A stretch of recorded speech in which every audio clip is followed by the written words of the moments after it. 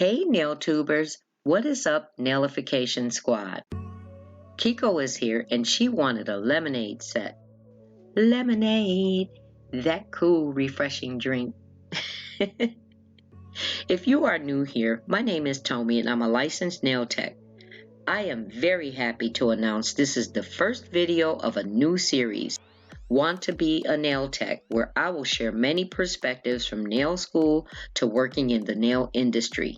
So if you're interested, keep watching, and as you do so, consider subscribing to my channel so you don't miss any of this. In this video, I decided to dive right in and start with one of the most controversial topics in the nail industry. What is MMA? Why is it illegal? This was also persuaded by some recent content that surfaced among nail channels. But I also believe this topic should be revisited and emphasized frequently. It will be important for you to watch and listen to the end. Though you may have already heard a few of the things I'll talk about, there are more specifics that I haven't seen or heard in the years that I've been watching nail channels on YouTube. Today, I'm offering more clarification that I believe will be helpful. I will also speak firsthand based on personal experience as I've been exposed to the use of MMA Monomer. But before I get started, this set is a good example of why it's important to practice with different acrylic powders and various nail lengths. The glitter powder has translucent characteristics requiring more than one layer at times. And the new powder, you'll see, is very pigmented and lays really smooth. So the transition between the two acrylics makes for good practice. Also, the length of the nails call for either larger beads or several smaller beads, depending on how you're accustomed to laying your acrylic. Everyone has their own style. Everything I use for this set is in my description box. Are we ready for this? Real quick though, before I do, I also need to share a disclaimer. The information in this video is to help you become better informed of the concerns as it regards the use of MMA, methyl methacrylate monomer liquid, which is known to be misused in the practice of acrylic nail services. The information is based on my knowledge from studies and research as a licensed nail technician, in addition to the fact that I too had specific experiences with MMA. It is always best to still do your own research while adhering to federal and state guidelines and laws as a provider of personal services. And lastly, please respect the content creator. Do not replicate any portion of this as your own. Use this as a reference source and direct anyone it can help to it so they can hear my content directly for themselves. In other words, give proper credit where credit is due. I know I always do. So, what are methacrylates? Methacrylates are a class of building block chemicals.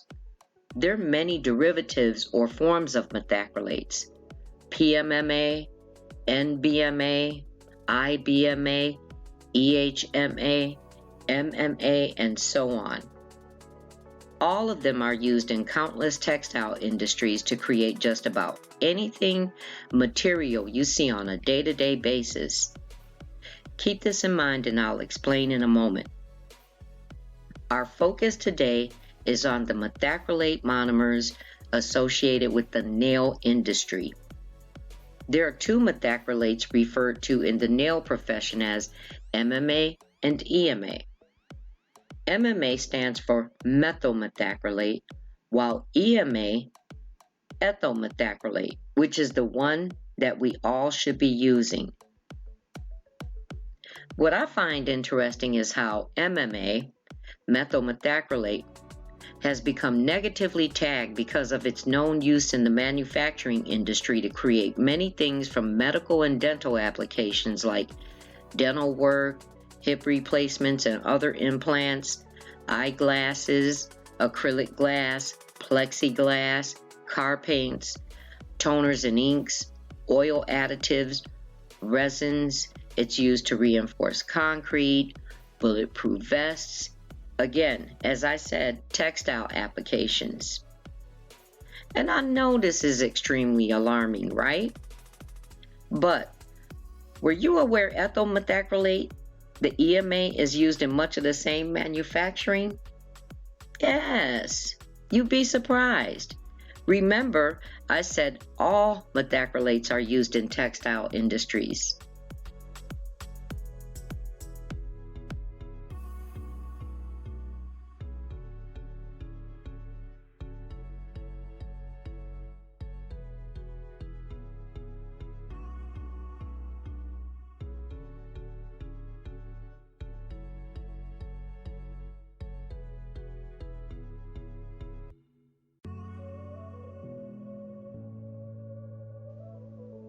Also, these nail tips, they're extremely stiff. I was laughing because I was thinking to myself, this is a good video for this to have been in because this is probably made from methacrylate.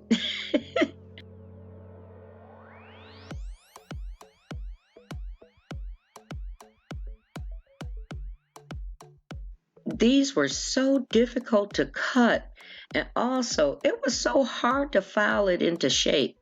So I just decided to use them for the practice hand. By the way, they're from AliExpress. I won't be purchasing them again.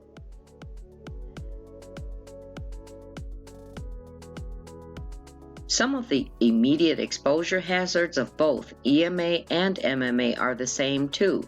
They both can trigger asthma, cause contact dermatitis, along with nose, eye, and skin irritations. And just like any form of irritant, not everyone has the same reactions. So here was the transition from a wetter bead with the glitter acrylic. I ended up going in just a little too wet with the solid nude. And believe me, clients be watching and noticing. You just have to be a pro, like, I got this.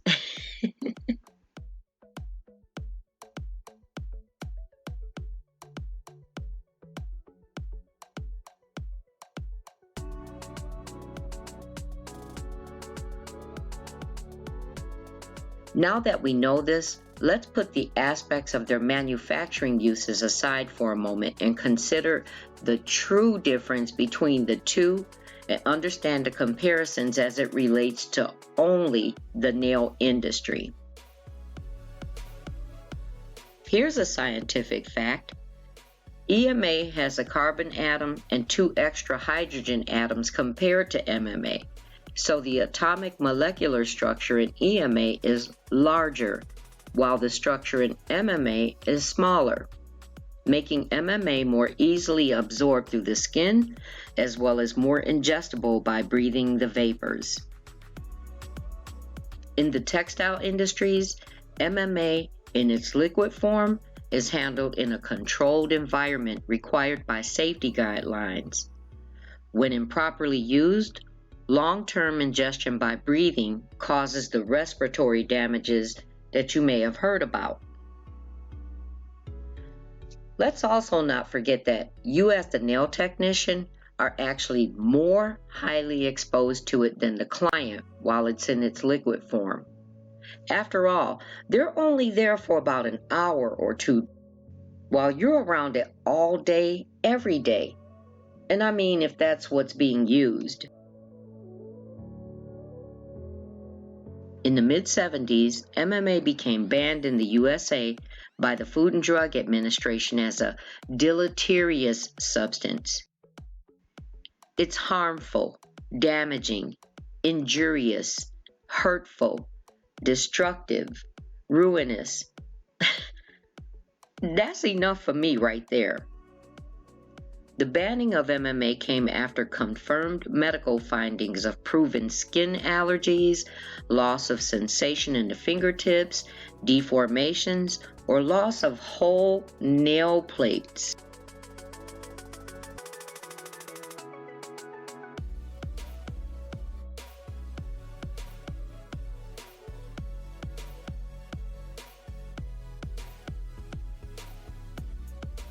It has been deemed toxic in its liquid form. Hence, acrylic monomer liquid and is currently banned in a large number of states. I want to say about 38. Though I haven't seen a recent list, I'd be willing to wager those to be home rule states, but that's a whole nother topic. Let me make this absolutely clear. Just because the ban hasn't been adopted in some states does not mean or make it legal for use in that state, nor does it negate the harmful nature of the chemical. The Food and Drug Administration is a federal entity.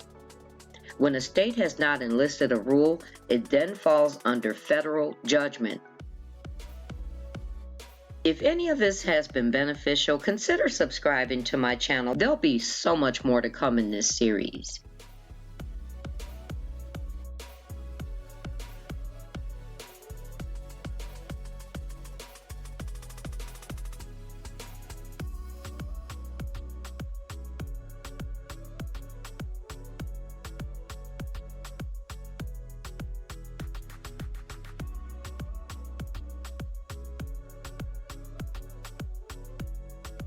Now, so far, that was only about toxicity potential.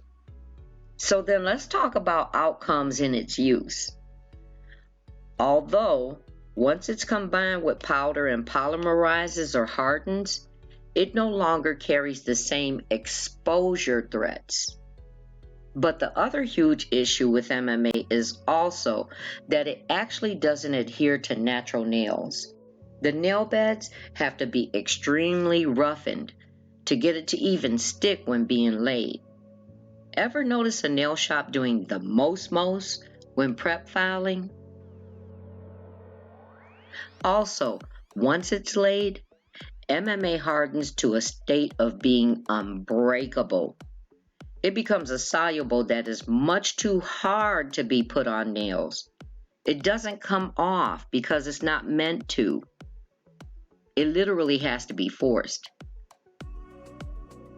At its hardest point is where it has the greatest potential to cause extreme physical damage to nails, like breaking underneath while the acrylic layer remains undisturbed, which is what can even lead to the loss of an entire nail plate, as it can only come off by over-extreme, heavy filing, or force, like being pried off. Ever have a nail shop do that? Deformities can also be caused from continuous tightening during curing. With all that said about MMA, EMA on the other hand doesn't harden like MMA. It's softer and lays and cures to match the surface of a healthy nail. There have been no reports of the same adversities with EMA, so it has been deemed to be safer.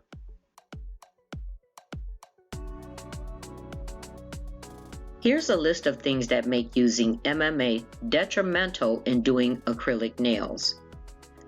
The fumes are stronger and have a very foul, pungent smell and shouldn't be breathed. It is impact and abrasion resistant, therefore extremely hard to file off.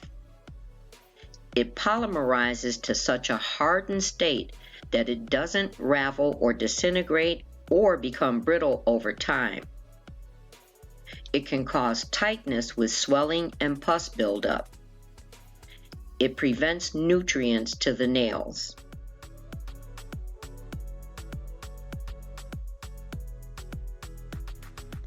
I myself have never used MMA for a client service. When I learned about MMA while in nail school, I realized then that it had been used on me in the past, so awareness of it has always been important to me. I experienced tightness and swelling, and later when I tried to remove the acrylic at home, it wouldn't even file away. It took a lot, and when I tried soaking it off, it kept becoming more gooey and sticking back to itself. We wouldn't know these things until we become informed, so this is also intended to bring about consumer awareness.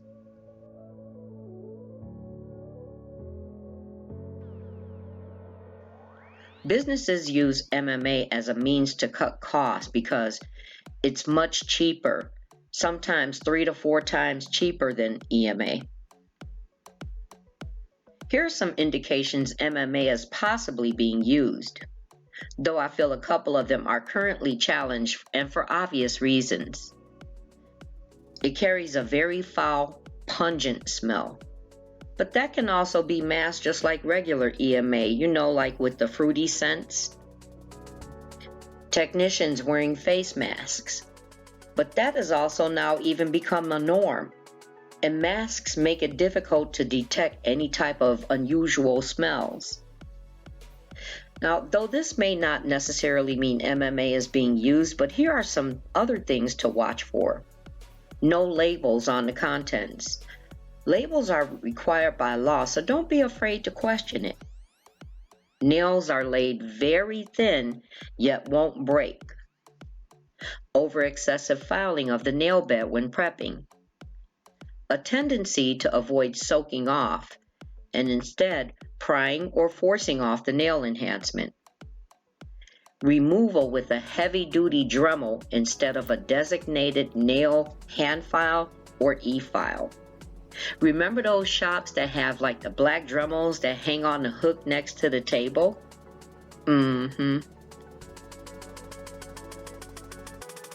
If you suspect the use of MMA even in the slightest, it's always best to be safer than sorry by avoiding the product or services completely.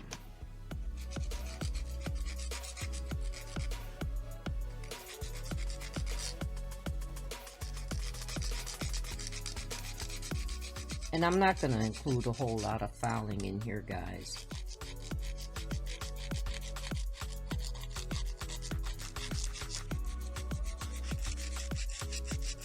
Let's file with that.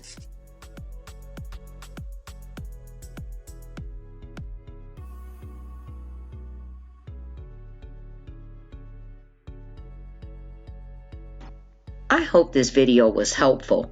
If it was, give it a thumbs up and consider sharing it, or refer people to it to help bring awareness to the dangers of using methyl methacrylate in acrylic nail services. As always, I appreciate you spending your time with me today, and I will be looking forward to seeing you in the next one. Much love!